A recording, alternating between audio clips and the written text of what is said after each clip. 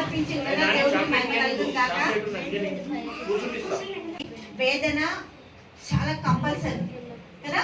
లోకపరంగా చూస్తే స్త్రీ ప్రసవానికి వేదన చాలా ముఖ్యము. అయినా ఎవరు కూడా నమ్మరు. ఏమనంటే వేదన లేదు, నార్మల్ గానే ఉంది, పెయిన్ లేకుండా కూడా నమ్మరు. కానీ దేవుడు ఒక మాట చెప్తుంది, చూద్దాం. ఆదికాండం 3:16. ఆదికాండం 3:16. ఆయన స్త్రీతో, నీ ప్రయాసమును నీ గర్భవేదనను నేను మిక్కిలి హెచ్చించదను, వేదనతో పిల్లలను కందువు, నీ భర్త ఎడల దేవునికి మహిమ కలుగు. ఏమంట? వేదనతో పిల్లలను కందువు. మరి ఇప్పుడు లోకపరంగా మనం చూస్తే కంపల్సరీ హాస్పిటల్ వెళ్ళే వాళ్ళకి వేదనతోనే డెలివర్ అవుతుంది. కానీ మరియమ్మ అంట ఆ సత్రాలు తిరిగేటప్పుడు, అక్కడ ప్రయాణించేటప్పుడు ఎటువంటి వేదన లేదా అంటే మానవ పరంగా చూస్తే కంపల్సరీ పెయిన్ ఉండాలి.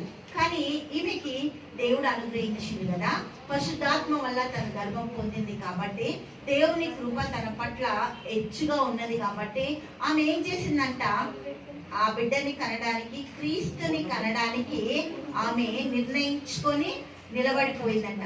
తను ఒప్పేసుకుందంట. ఏంటి అంటే దేవుని మాటకి లోబడి. అవమానం బయటికి వెళ్తే కదా, గర్భం అంటే ఎంత అవమానం. అసలు పెళ్ళి అవ్వకుండా ఇటువంటి పని అంటే అందరు రాళ్ళతో కొట్టి నన్ను చంపుతారు. అయినా పర్వాలేదు, నేను వీటన్నిటికి కూడా నేను నిలబడతాని ఆమె ఒప్పుకుందంట. దేవుడికి మహిమ కలుగుతుందంట. విధేయత చూపించిందంట దేవుడి మాటకి. దేవుడు చెప్పాడు, సరే నేను వెళ్తా ఆ ఒక ప్రయాణము గుండా, క్రీస్తుకి తల్లిగా ఉండడానికి ఆ పాత్రని నేను పోషిస్తా అని తను ప్రయాణించిందంట. దేవుడికి మహిమ కలుగుతుందంట. ఆ ప్రయాణానికి తను ఒప్పుకుంది కాబట్టి, పరిశుద్ధాత్మ తనకి గర్భాన్ని అనుగ్రహించింది కాబట్టి దేవుడికి మహిమ కలుగుతుంది కాక, ఆ శక్తితో తను నింపబడ్డది కాబట్టి ఆమె ప్రసవం అంట సునాయాసంగా అయిందంట. దేవుడికి మహిమ కలుగుతుంది కాక. అందుకే అయిన తర్వాత హల్లెలూయా. లూకా సువార్త 2:7 చూద్దాం ఒకసారి. లూకా సువార్త 2:7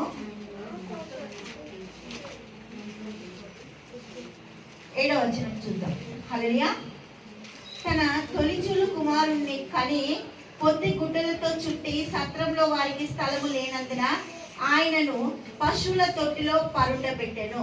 ఈ పని చేయడానికి ఎవరైనా ఒకరు ఉండాలి. ఆమె అప్పుడే డెలివరీ అయింది. ఆ బిడ్డను తీసుకొని చుట్టగలుగుతుందా? చుట్టలేదు.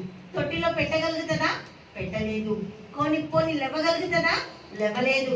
అయినప్పటికీ కూడా తను లేచిందంట, బట్ట తీసుకుందంట, బిడ్డని చుట్టిందంట, తొట్టిలో పనులు పెట్టిందంట. దేవుడికి మహిమ కలుగుతుంది. అంటే పరిశుద్ధాత్మతో శక్తి పొంది తను నార్మల్గా డెలివర్ అవ్వడము దేవుని యొక్క గొప్ప కృప. ఈ రోజు పరిశుద్ధాత్ముడు ప్రతి ఒక్కరిలో ఉంది కదా. ఎవరైతే ఆయన ప్రేమలో నీటి నుండి బాప్తిజం తీసుకున్నారో వాళ్ళందరికీ కూడా పరిశుద్ధాత్ముడు, ఆయన శక్తి, ఆయన ప్రభావం ఉన్నాయి.